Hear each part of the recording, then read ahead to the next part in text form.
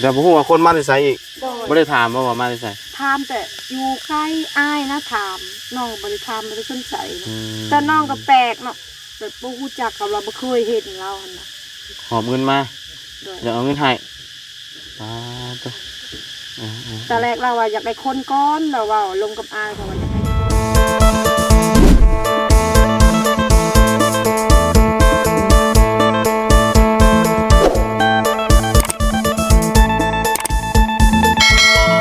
ไปหากินยังนี่ทางให้ป่ะ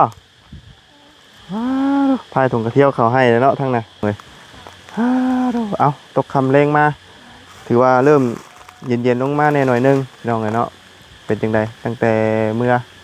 สงกรานต์เนาะมาถามข่าวก่อนพี่น้องไงเนาะปีใหม่สงกรานต์พากันไปเล่นไปแอนไปเที่ยวใส่พี่น้องไงเนาะทั้งสาวคำแล้วก็น้องอันนั้นเอิญยากพี่น้องไงเนาะซื้อคนนี้ผู้วงเนาะเอาคนอื่นกราบสบายดีและสวัสดีพี่น้องกันเบิดสุขุสุคนพบพ่อกันอยู่บ้านสาวคำแม่เลี้ยงเดียวพี่น้องไงเนาะเป็นจังไดวิทย์วางสงกรานต์เนี่ยใกล้ที่ได้ไปเฮ็ดเวียกเฮ็ดงานเนี่ยบ่หรือว่าจังไดพี่น้องไงเนาะแล้วก็เฮ็ดจังไดคือว่ามีข่าวดีเพิ่มเติมเรื่องไหนเด้พี่น้องไงเนาะบ่ได้มาแต่หึงเด้อไปผู้นั่งชนพรมอนาอยู่ผาตังเนาะมันแดดมันร้อนมันอบอ้าวได้เนาะอาศัยส่วนผมไม่บิ๊กอยู่แน่เนาะจังไดเป็นจังไดร้อนบ่โอ้ร้อนแห้งบ่โตเนาะหน้าจนใหม่ได้เติบอันนี้แม่นบ่แสดงว่าไปเล่นลายนะนี่ฮะไปเล่นใช้บ่ได้ไปเล่นใช้มาบ่ส่วนผมน้ำนี่เด้อไหวได้นี่ฮ้อนครับเนาะเห็นว่าสงกรานต์พากันไปเล่นทางไหน ไปแต่มือโพดผ่าแล้วจ้ะครับโดดไปแต่มือเดียวแล้วก็ลงน้ำเสมือ ลงน้ำเซ มือสุดท้ายลงแดดลายก็เลยไปเดินไป มันฮ้อนเนาะ หนาวเลยมันร้อนยังหนาวปีนี้ ทั้งหนาวทั้งฮ้อน บริตี้ดอกแต่มันมีเงินแน่ อ่า มันกินอยู่มาเลยก่อนสงกรานต์เบิดเลยเนาะเงิน หน่อย เลย มีแนวทางสิไปแล้วบ่หรือในบัดนี้ แต่ยังบ่มียังหา ยังหาอยู่ โดย สรุปแล้วบ่มี ก่อน บ่มีไผไปอยู่หม่องเก่าได้บ่ โดยไปหาหมองใหม่ หาอยู่หม่องใหม่เลย โดย หาแบบว่าให้จนกว่ามันสิถึงใจก่อนเนาะ โดย เอาแบบว่าง่ายให้เฮาฟังกันว่าราคาเงินเดือนว่าซั่นๆเนาะ โดย เฮาจังตกลงว่าจะไปเฮ็ดบางเทื่อเฮาไปเฮ็ดเฮาบ่ถึกใจเฮาอยู่บ่ได้เฮาก็ย้ายไม้เนาะ โดย ย้ายไปอยู่หม่องใหม่ โดย บางหม่องเงินเดือนแพงแต่ว่างานหนักมันก็เมื่อยเนาะ โดย เมื่อยแห้งเฮ็ดบ่ไหวได้สู้ไหวได้หนักได้ก็เนาะเฮ้ยคือมากลางอยู่ตากแดดแท้นี่ก็ได้คือบ่เฮ็ดหม่องสนๆนั่นบ่ได้บ่ บ่ได้มาเฮ็ดอยู่นี่ล่ะบ่มีมันมีหมองมักเด้อ่ะ ว่าเด้กินลุงเฮิมแล้วซื้ออึ่งมาแล้วตรงอึ่งกินนี่พี่ กินอึ่งว่าเจ้าก็ได้ กินคือกัน ยันว่ายันเราเป็นผู้สาวผู้เสกผู้สาวบ่กินอึ่ง กินได้ กินได้เบิดเนาะกินกอกกินเกี้ยนนี่กินเบิด บ่กิน โอ้แซ่บเลยเนาะอึ่งมันออกใหม่เนาะอยากอยู่ได้แต่ว่ามือวานนี่เห็นเพิ่นขายตามแถวเส้นทางมานะเส้นเมืองพีนนะ โดยมีแถวนั้น แต่แถวเมืองพี่เดี๋ยวเขามาขายอยู่เซโปนเนี่ยนะลุงเฮิมแล้วซื้อมา น้อยลายได้ขายหิมทางแต่บ่ฮู้ว่าโลเท่าไหร่ช่วง โล150,000คือว่าลุงเฮิมแล้วซื้อมา ในจักโต หลายเติบได้ หลายเติบ 2โลละคือเนาะ 300,000พอดี ใหญ่เราต้ม เบิดเลย หมดเลย หลายคนกินได้เหรอ หลายคนบ่ เนาะ สองคนเลย แข้งขากระดูกมันก็ไม่เหลือเปล่า บ่เหลือเลยเนาะเอาเห็นอยู่เห็นในคลิปลุงเฮิมอยู่เนาะเป็นต้มอึ่งว่ะ โดย อยากเด้ว่ะเนาะอยากคือกันได้อึ่งนี่เพราะว่าแซ่บเนาะ โดย กินแตัวหัวปีนี่บ่ง่ายไข่มันกำลังอันดายังแน่นๆหั้นนะ โดย ถ้าว่ามันฝนตก2-3เทื่อแล้วนี่มันสิบ่แซ่บอึ่งน่ะ โดย อึ่งย่างบ่คืออึ่งเผา อึ่งเผา อืม อึ่งยาง เจยตรงนี้ถือว่าอึ่งย่างบ่มี โดย มันคือบ่มีลมเลยเนาะมันคืออบอ้าวแท้นี่ให้กวนน้ำมันพายหยาดลงนี่คำว่าคือรุ่นนั่นว่าเพิ่นเอาน้ำมันพายหยาดอันนี้ข้างนี่ก็เต็มได้ขวดนี่ใช่จ้ะลูกชายเจ้าไปใช้จ้ะ ไปหาละไม้ ไปก็ไป ไปกับหลาน กับลูกชายบอกเพิ่นบ่ให้ไปเพิ่นยังอยากไป น้อย แม่เฮาอยากไปก็ไป เป็นอย่างน้องเพิ่นไปกับอา กับ น้อง หลานน้อ เอื้อยเด้เป็นลูกนะลุงเฮา อ๋อน้อยทั้งน้องนางคุณไปใช้สมุน อยู่เพื่อนกินก็มาเมื่อย ไปอยู่แม่ น้อยกัถ้าว่าไปกันแม่นไปพร้อมกันนั่นนี่เนาะเจ้าเนาะฟังเบิ่งเนาะ บัดนี้ก็สิหาเรียกอยู่3คนนี่แหละสิหาเรียกยังน้อยอยู่ใครอยากได้3คน มีแต่ในบ้านได้เขาทำแล้วก็ใครเครื่องก็ได้ ก็มีแต่แบบมีห้องนี่เนาะแบบห้องแถวหั่นเด้ก็จะให้แบบก็บ่อยากอยู่แบบนั้นค่อยบ่เมื่อยห้องก็จะเอิ้นห้องหยังห้องพักหยังบ่อยากอยู่เมื่อย น้อย คนมันหลายคนเขาแม่บ้าน ว่าไงไปหาบอลที่ว่าเฮ็ดเวียกให้อยู่ได้3คนโดยว่าบ่ บ่ได้ก็อยู่คนละคนก็ได้ คนละคนก็ได้ แต่ว่าให้มันอยู่ใกล้กันสิบ่ บางทีเบิ่งก่อน น้อย ได้อยู่ใส่ก็ไปก่อนนะ ดิ่งตามเนาะยังบ่แน่ใจว่าสิได้มื้อใด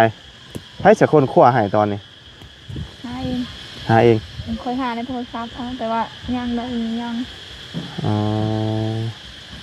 หาโทรศัพท์นี่แหละมันมีลายอยู่เวียงสวรรค์เขตก็มีมัด โอ้คำไปมื้อนี้สิขึ้นฮอดเวียงพุ เคยไปเลยเวียงเทื่อนึง ไปเทื่อนึงเลย ข่อยเนี่ยเจ้าคำก็เทื่อนึงเลยครับ บ่เฮ็ดเวียกยังไปเวียงน่ะ ในบ้านนี่แหละตอนนั้น โดยเรื่องเวียกเรื่องงานนี่ก็หลายอยู่ดอกผู้อันติดต่อมาแต่ว่ามันก็มันบ่คือผู้ที่ว่าอยากเฮ็ดไปหาเองเนาะให้เฮาหาให้มันก็ยากเพราะว่ามันบ่คือผู้ที่ว่าอยากไปเฮ็ดเองนะเฮาไปเห็นหน้างานหรือว่าไปเห็นนายจ้างเนาะ โดยแบบกะได้อยู่แบบมีหมู่หาให้กลับไปได้ แต่ว่าเฮาไปก่อนเฮาไปอยู่ก่อนถ้าวันแนวได้ก็แบบ อยู่แล้วบ่สะดวก เฮาก็หาเอาเองบัด ไหม นี้ บัดนี้ น้อย โดย คนได้ลงบ่มีบ่อึดดอกเวียกมันมีอยู่เนาะคนได้ลงไปต่างหาก โดย หลังสงกรานต์นี่มี มีหลายอยู่เนาะเอาก็ต่างพักผ่อนไปก่อนเนาะ โดย ไหนมาอยู่บ้านเนี่ยหลักๆเลยถ้าเฮาได้มาเนี่ยเฮาบ่อยากไป โดย เนาะเพราะว่ามันอยู่ใส่ก็บ่คืออยู่บ้านเกิดคือเพิ่นเว้าหั่นแหละ โดย อยู่บ้านเกิดเฮาแล้วมันสบายจิตสบายใจเนาะมันอยากเฮ็ดก็ได้บ่อยากเฮ็ดก็ได้หั่นน่ะมันก็บ่มีไผบังคับเฮาปานใดเนาะ โดย คือเฮาไปเฮ็ดเวียกเฮ็ดงานเฮาบัดเฮ็ดตลอดได้บ่เฮ็ดบ่ได้เด้ โดย บางเทื่อกินข้าวทันได้อิ่มซ้ํ โดย เล่นไปเฮ็ดเวียกเลย โดย เคยบ่ เคยน้องก็เคย อ่า น้องเห็นยูนนะ เฮ็ดงานขายเครื่องนี่มีบ่ได้กินข้าวเลย อืม กินข้าวไปโมงอยู่แล้วบางที กิ ก็ นข้าวเที่ยงก็2 โมง 3 โมงเพราะว่า โดย เที่ยง ลูกค้ามาหลายแล้วบางทีก็จะสิเอาเวลาได้ไปกินข้าวนี่ใช่ครับ อืมเคยเพราะว่าตอนเคยอยู่เฮ็ดเวียกอยู่ไทยก็คือกันอยู่ร้านอาหารร้านอาหารแท้ๆนั่นนี่คือแบบว่าช่วงประมาณ5-6 โมงนี่เนาะฮู้แล้วว่าลูกค้ากำลังสิเข้าเฮาเฮ็ดแนวกินก่อนแล้วเฮ็ดกินเองเฮานี่แหละกำลังนั่งพากันกิน พอดีลูกค้ามาวันนี้ หาก็ได้กินประมาณ2-3 ค่ำนี่แหละ มาแล้วก็แม่นลุมเข้ามาเลยแล้วมันต่อเนื่องเลยเข้านั่นก็ปะเลยบ่ได้กินเลย บ่ได้กิน พุ่นแหละ ละบัน บ่ได้กินเลยจนเท่าพุ่นแหละลูกค้าเริ่มเบิดก็ช่วง5 ทุ่มหรือว่า11 โมงเนาะ เด้อ เที่ยงคืน เด้อ จังเริ่มหาแนวกินข้าวแล้วบัดนี้กระเพาะนี่ห้องกอกๆแล้ว เด้อ โอ้อย่างนี่จนสั้นพ่อเรื่อยแบบนั้นน่ะ โดย มอง ไอ้น้องก็เจอมาหมดแล้ว อยู่ น้อย ถึงเวลาแล้วก็เพาะขึ้นเลยนะ พอมาหลายแล้วเนาะ โดย เรื่องเฮ็ดเวียกเฮ็ดงานนี่เพราะว่ามาบุญกับสู่เวียกอยู่ไทยเพิ่นก็หลาย10 ปีอยู่แล้ว โดย 16 ปีมันจะอยู่พุ่น โดย หาก็มาอยู่บ้านหลักๆใน3 ปี โดย อยู่แบบเต็มเลยนะปกติก็มีแต่เที่ยวมาเทศกาลสงกรานต์ โดย เนาะดิวร่ำเดือนนี่ก็มันไปต่อมาอยู่เต็มนี่ก็เป็น3 ปีเต็มนี้ โดย ช่วงโควิด กลับมา ที่ว่าได้มาอยู่บ้านนี่ อ๋อ ฉันก็แม่นบ่ได้มาอยู่บ้านดอกมีแต่อยู่พุ่นส่วนหลายหาเงิน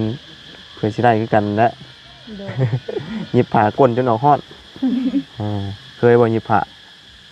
หยิบผ้าหยิบกางเกงหยิบสูง อ้าว บ่เคย เลย อยู่เวียงกันได้เขาต้องการคนอีกในห้องงาน ตัดยิบนะ กันยิบมันได้กระจอลง เลย แบบก็จะอยากได้แบบคนออกคนเข้าคนออกคนเข้าแต่ว่ากินของเฮาเองเซาก็ ห้องเอง ห้องเขา ห้องเฮาผมว่าครับ ห้องกระเจ้าเองเขาน้ำเขาซื้อเองเป็นของเฮาเบิดถ้วยบวกอีหยังของเฮา เด เบิด เปลืองได้น่ะ เปลือง ก็บอกว่า ค่าไผอีกนะจ๊ะแบบนั้นนี่เฮงกระเต็กเฮงบ่ได้เงิน แน่นี่เขากินอยู่ลำเขานะ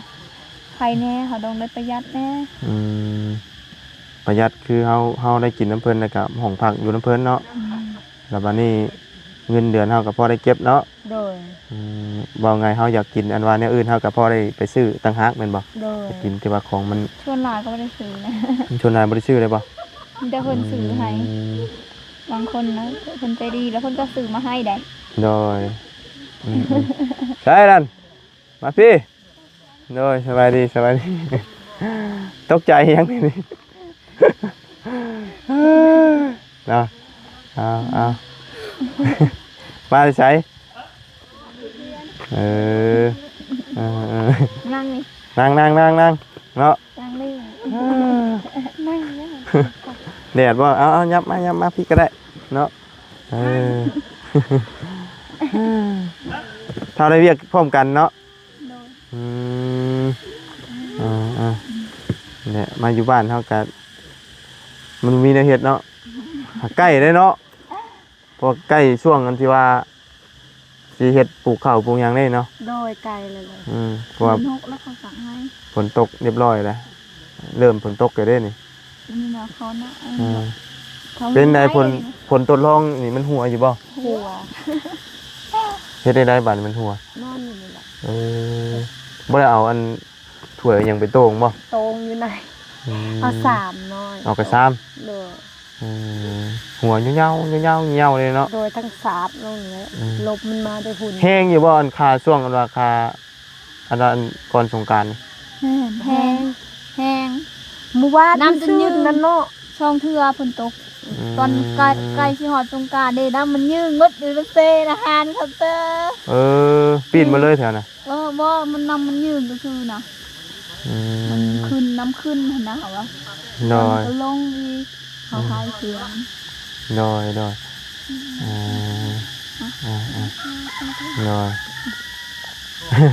ให้ได้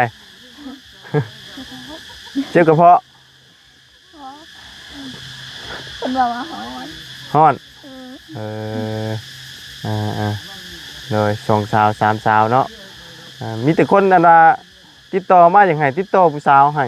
หลายซ้ำเนาะแต่ส่วนหลายนี่2 คนนี่เอาเพิ่นเอารูปส่งมาให้นะ โอ้ เอาเพิ่นได้รูปอะไร ฮะ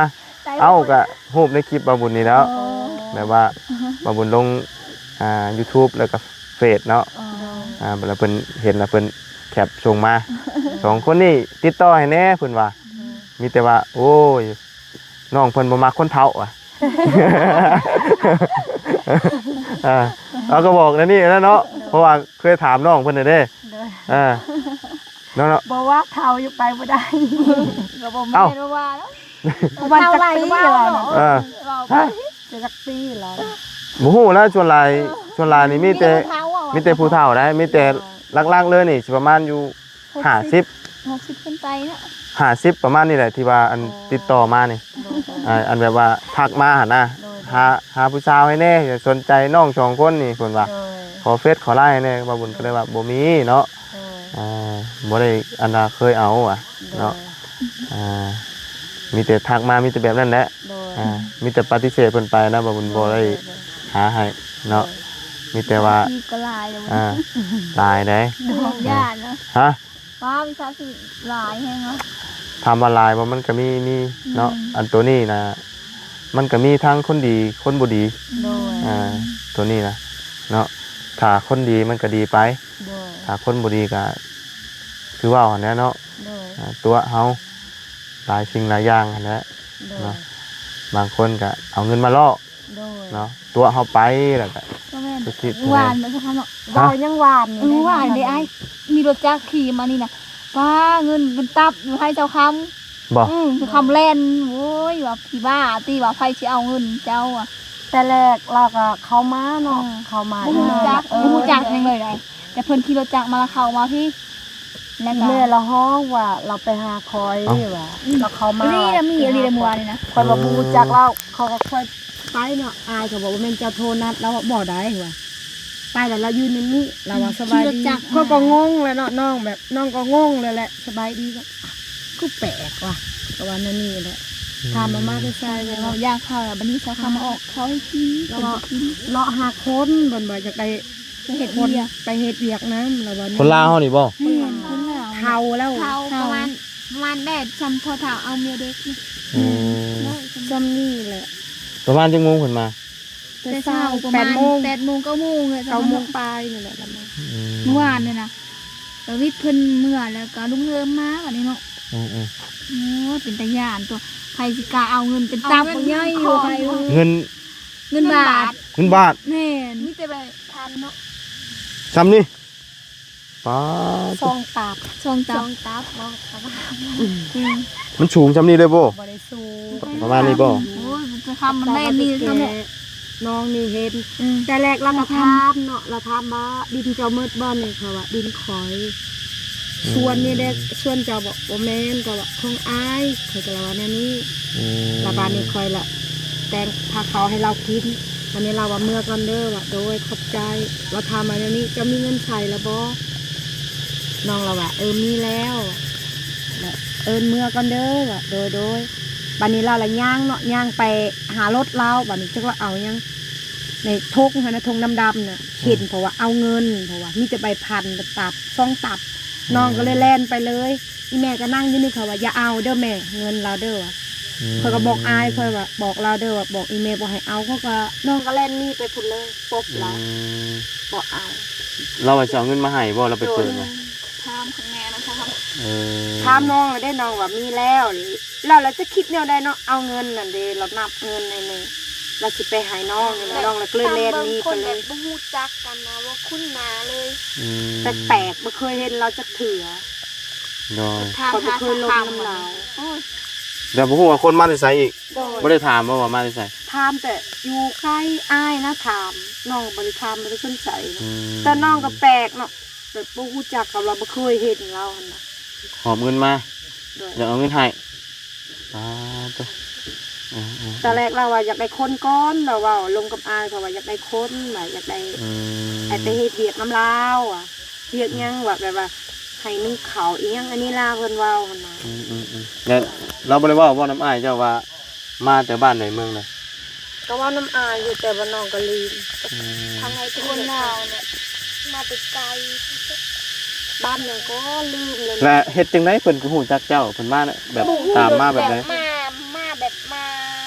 ถามซื่อๆหั่นนะมาลิ้นเราอะเนาะมาลิ้นเพิ่นว่า มาเล่นมันคือฮู้จักชื่อเจ้าเลยอะนะ งง อืม อันนี้ก็บ่ฮู้กันยันเราถามคนในบ้านนี่ก็เขาก็บ่ฮู้กันเป็นยังก็ต้องฮู้ว่าสื่อเสาคำนั่งเขาก็งงเลยเนี่ยงงก็ดีเลย เอ่อบางคนก็อาจจะตามมาในคลิปเนาะ แม่นเห็นแม่แล้วก็ บางคนก็อาจจะตามมาแบบว่าเบิ่งแหละคือจากมาน่ะมารุดนะ โดย เห็นในคลิปหลายคนน่ะนะ โดย เนาะ โดย แต่ตามมา เรขี่รถขี่ไปพูนเราอะบ่ฮอดเราอะ อืม บ่เห็นบ้านคน เราไปบ้านคือตอน ก็ไปพูดแล้วมันบ่มีคนเด้เราก็เลยแบบมีทางแวนี่เราละแม่มาสิ อืม เราทามเรา โอ้มาจนได้นั่งกินข้าวกินน้ำนะผู้จนย่อข้าวย่อน้ำผู้ โดยย่ออายบอกให้ย่อ เออ อยากเข้า ถือเงินมาเป็นปึกแต่ว่าบ่ได้ชื่อข้าวมากินอืม เอามาของกินคืออะไรจะทำอ่ะ มีแนวกินเราก็เอาขนมให้ลูก เออ แล้วก็เอานมให้แม่ ว่าขนมมาคิดสิบ่อยากเอาคนละอายเอาได้บ่เอาโลดว่ะมากินกับเอาว่ะ อืม กินแล้วเขาก็ไปคิด เนาะ ขนมก็หมดเด็กน้อยกินหมดเลย กินชายาก็ตายหมดเลย แต่บ้านนี้ปิ้งซีดเนาะ เอามีปิ้งซีนมาอีกเอาเลยชื่อมาเลยอ๋อบ่ได้ชื่อแต่ข้าว บ่ได้ บ่ได้มีบ่มีเขามีแต่ซีน อืม แล้วคอยว่าสิซอยบ่เราว่าบ่ซอยก็ยาบ่กินแล้วว่าแนวนี้แล้ว อืมเนาะ ซีนก็ดำซีนงัวเผาอีหยังบ่ฮู้นะเลยให้พวกกินพวกบ่กินให้ ไปสิกินเนาะไปสิกล้ากินก็บ่กินเด้อ มันดำแฮงบ่ ดำเนาะแบบมันบ่สุกอีหยัง เอ นะ อ ก็คือแบบไทยอีหยัง กล้ากินคนแปลกหน้าให้บ่กินโอ้ยอมเด้อ โอ้ตาเราแบบอุตยานไอ้ลีเทานะว่า ตาแดงๆค่อยบ่กล้าย่างมาเลยคนอยู่เพื่อนค่อย เออ มีแต่ลุงค่อยมา เขากับบ่ฮู้ว่าเพิ่นมาในจุดประสงค์หยังเนาะ โดยน้องก็บ่ฮู้แบบบ่เคยหลบอีหยังนั่นน่ะ มีแต่อายอีแม่ก็ห้องค่อยแล้วถามมีคนมาหาเจ้าน้องก็ไปแล้วไป แต่ว่าชื่อเจ้านี่บ่ได้ถามเนาะเจาะจงแต่เจ้าเลย เขาอยู่เพื่อนเฮา ขนาดน้องก็ยังบ่ได้ถามน้องก็งงแบบเอาแปลกบ่ขึ้นมาแบบนี้เงียบ เราทำแต่เช้าค่ำเราทำหาเช้าค่ำ มาจอดจึกเป็นถามหาสาวคำเลย เราจอดรถจักร ร ก็ ถจักร คือยังเนาะมีธง2ธงธงเครื่องลายสีดำกับสี ย่อย เขียวนี่แหละธง มันกระเปกอยู่เด้อเนาะ โดยคนโมโหจักกันเอาเงินมาให้โอ้ยไปสิ นี่ ก แหละ ะครับ คือว่านะเนาะคนเฮามันฮู้หน้ากับบ่ฮู้ใจเนาะจักมาแต่ไส โดย ก็มา จักก็ว่าใครแน่เนาะ มันก็มาหลายรูปแบบ โดย เนาะ แล้วก็เพิ่นเอาให้เท่าใดแม่ 10,000 กิบ ให้แม่เจ้าแม่นบ่ บอกเพิ่นบ่ให้เอาเด้เพิ่นว่าเอาให้เลย 10,000 เนาะ เนาะ 10,000 โอ้เนาะอย่างมาพ่อตอนเพิ่นมาเลยเนาะ โดย นัวนี่แหละเพื่อนอะไรคิดขึ้นเมื่อไรลุงเพิ่มแล้วมาเนาะบัดบึดหนึ่งนะ11 โมง พอสิได้ขอเงินเราใช้แน่นะ เงินหลายยัง ใช่แล้วก็เอาเนาะ คือว่าตอนแรกว่าถามว่ามีเงินแล้วเฮาละถามบอกเอาตัวเอานะแต่ว่าน้องก็บ่มีเงินน้องว่าตัวบ่อยากได้เงินแล้วนะ ยาเราสิเอาใหายน้องอะแต่จริงบ่เอาใหายอีหลีนั่นน่ะว่ามีเงินใส่แล้วว่ามีแล้ว เมื่อกันเด้อโดยว่ะเมื่อเพราะว่ายางอีรถจักรก็เห็นเพิ่น เอาเงิน เป็น นะ ธงดำบ่ว่าเห็นเงินบ่ว่ามีแต่ใบพัดน่ะเป็นตับส่งตับนึงน่ะใบพัดนั่นน่ะ 1,000 บาทเลยเนาะ โอ้แลนเด้อเด้อบาทนี้เด้อ แล่นปบเงินเลย ปบเงินเลย แต่ก้าวเห็นเงินแล่นใส่เนาะอันนี้แล่นปบเงิน เงินแปลกหน้านะเพิ่น น้องแบ แปล ก ก มาเนาะใครสิกล้าเอาบ่มีน้องก็บ่เอาน่ะแบบบ่ฮู้จักกันแบบอีหยังบ่เข้าใจนะงงเขางงเลยจน สบายดีก็ยังงงมันจะชึกเลยวานนี่น้องก็ชึกเลยสบายดี หน่อย แต่ก็เลยว่าสบายดีซะแต่บ่ได้นกเพิ่นดอกว่าเอาเฮ็ดได้ก็เฮ็ดเอาเนี่ยมันบ่เฮ็ดเนาะมันแบบบ่ฮู้จักแล้ว ตกใจเบิดแล้วครับเอา ต เงิน ก มา ใจ ให้ดู แล้ว คืออยู่เพิ่นเอาเงินมา ก็เลยว่าข่อยบ่ไปจนแล้วทิ่มเงินอยู่นี่ห้วยก็จะไปโชคอยู่ไสเห็น เอา นั เงิ ก น แล้ว ถือ เนาะ มาให้บ่ มาทิ่มอยู่หั่นเพราะว่าขับรถหนีไปเลยห้วยตายเลยเฮายานได้ ดีแล้วเฮายังมี โดยก็ถือว่าเป็นประสบการณ์ฮู้ไว้ก็ดีเนาะ โดย มันการมาเนี่ยมันก็ต่างกันได้เนาะมันก็คือจังชุมบาบุญมากอะในอีกรูปแบบนึงเนาะคือเพิ่นมาแบบอีกรูปแบบนึงบัดนี้ ใส่หมวกกันน็อกสิให้ปัก เออ ได้โจรคัก โดย คนก็ใส่แบบจักคำจังยังเลยน้องก็เห็นอยู่ในคอ เต็มเลยวันนี้เราเขาจะรัดทาง ซ้ำนี่เลยเสร็จ ขอเราจะเขียนเป็นยัง เสร็จดี เดี๋ยวค่ะคือลำเพื่อญาติเนาะญาติว่าโจรรัดทางเพื่อนเนาะเดินกันถึงเงินเต็มกระเป๋าเลย น้องก็แปลกมองนี่แหละผดมาถึงกูแวไปหาเฮือนน้องเลยอ้าวว่าแปลก เจาะจงใช่เลย โดน เนาะแม่นแล้วจังว่าเราสิมาปลุกเคลื่อนให้เจ้าจัก โอ้ ฮะ ตัวนี้กับผู้ บ่เดี๋ยวเราเตรียมมาปานนั้นจะมายกเคลื่อนขึ้นเลย คอยว่านี่ก็มาเบิ่งอยู่มัน ฮะ มาแล้วก็ยาน บ่ เนาะเห็นตาเราคือแดงๆออกเป็นยาเลยกลับคืนนางจะเบาจะก่อนเอาเปิดหายเนาะ คือบางเว้นนี่เห็นคือว่าอ้ายเจ้าบอกมาคือว่าสิมายกเสาหยัง บูน้ำลาย คือว่าสร้างเสาอีหยังเสาไผ บ่อายเฮาบ่แม่นก็จะโทรเพิ่นบ่ไปพูด ลุงเฮาโท บ่เสาเจ้าบ่ เช้าค โอ้มีเสาแล้วบ่ แม่ลุงเฮิมเว้าว่ามีข่าวดีเพิ่นเว้า อ๋อ แต่ก็บ่ฮู้นะ เดี๋ยวมีแต่เสาบ่หรือว่านี่แหละ โดยมีแต่เสาแต่ยังบ่ฮู้จักฮอดคันใดหั่นน่ะ แต่ก็ โด เข้าย ใจ เรา แล้ว ฟังเบิ่ง อ่า โดย เอา ได้ยิ เนาะ นว่าลุงว่าถามเสาให้แน่ อืม โดย คือว่ามีข่าวดีเรื่องเสาแล้วเนาะ โดย เอาดีใจน้ำซะเนาะ โดย จังไดค่อยเป็นค่อยไปหั่นแหละ โด เนาะ ย อ่าพอได้เสาตั้งแล้วถ้าตั้งนี่ก็สิมองได้นี่นะมองตัวลุ่มมันบ่ โดย มองตัวมากนะ โดย อ๋ออ๋ออันนี้คำว่าปลูกเคลื่อนแล้วก็ตัวนี้บ่มางถิ่มเด้อชื่อเป็ดมาไว้ ออกเป็ดเหรอ ฮะเอาเป็ดเป็ดเข้านอนนี่ เอามันก็เหมาะได้เลยนะ แม่นน่ะ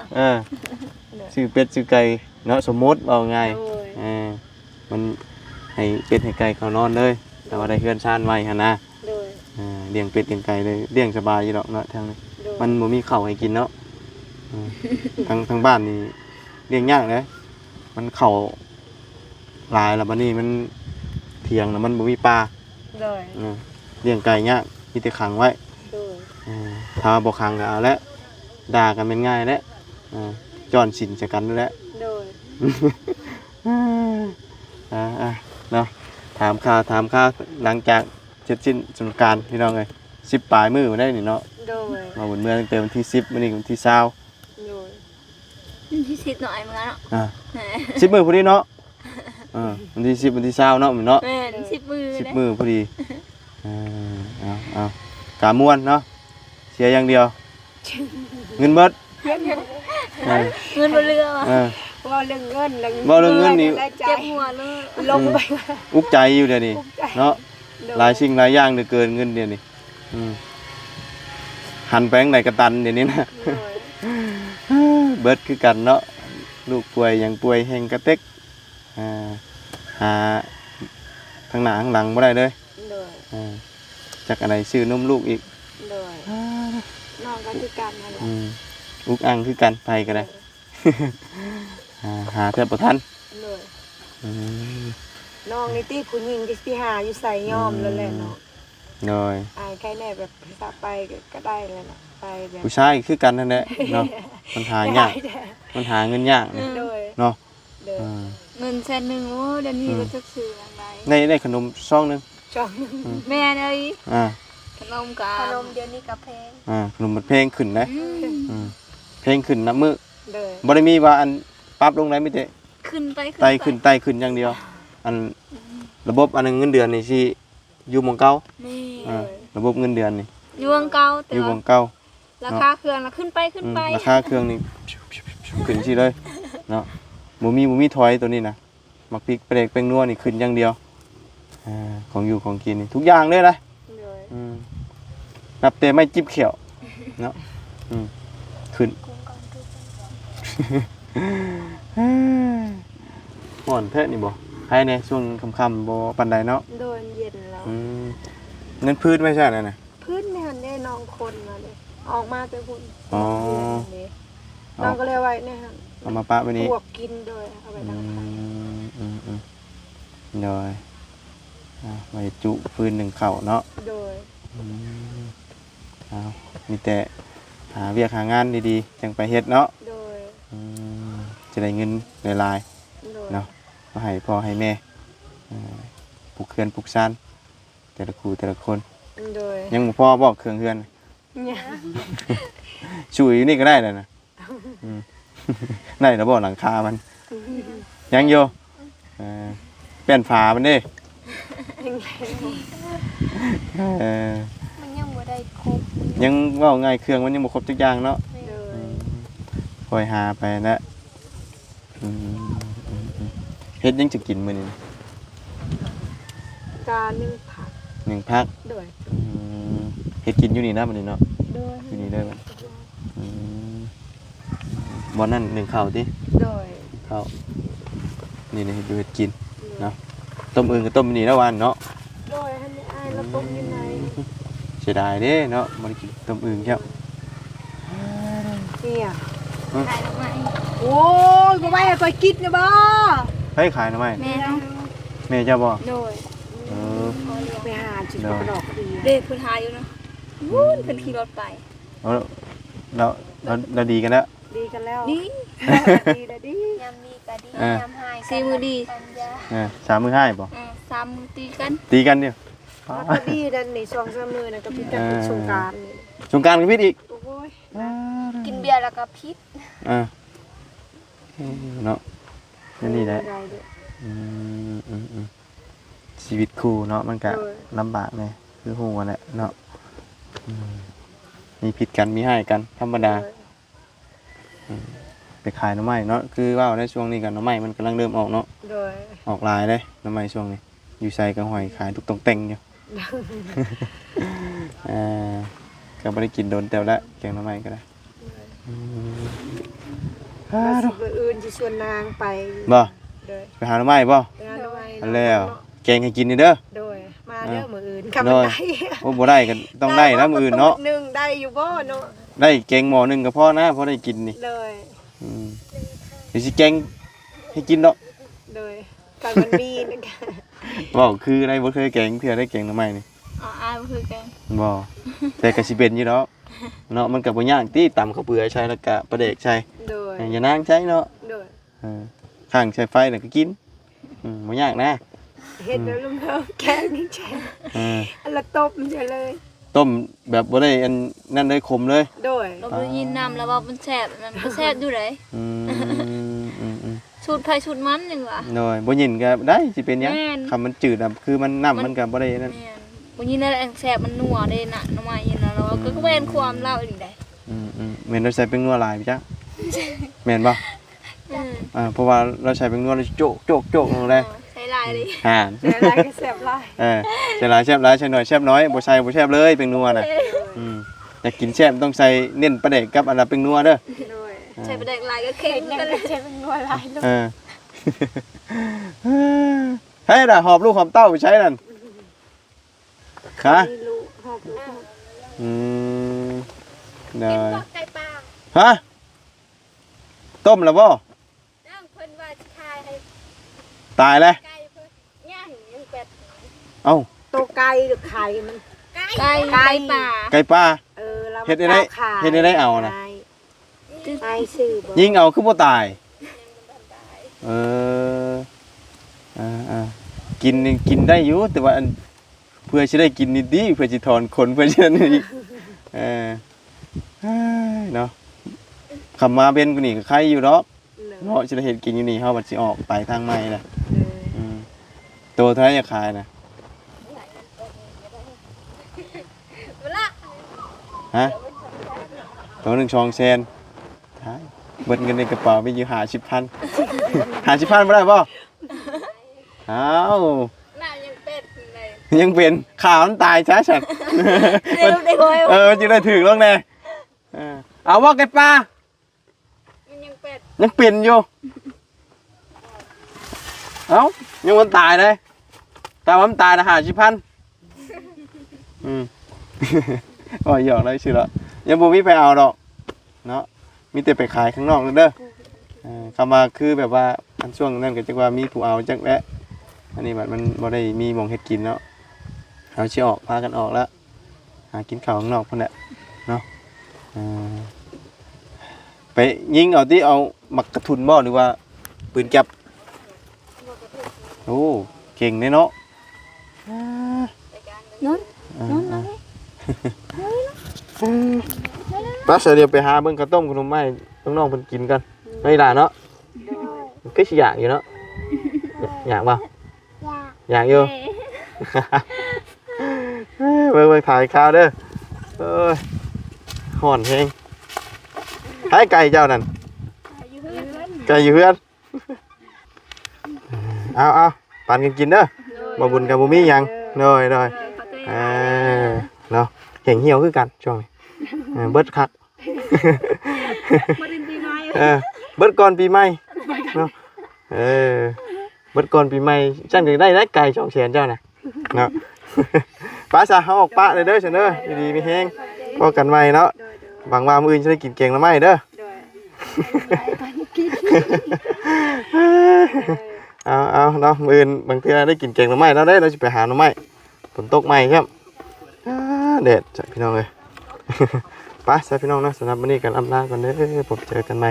ขอบคุณไปพี่น้องใน FC ที่เข้ามาติดตามนะครับส้มไปให้กำลังใจเลยตลอดมาพี่น้องเนาะสำหรับวันนี้ไปก่อนพี่น้องสบายดี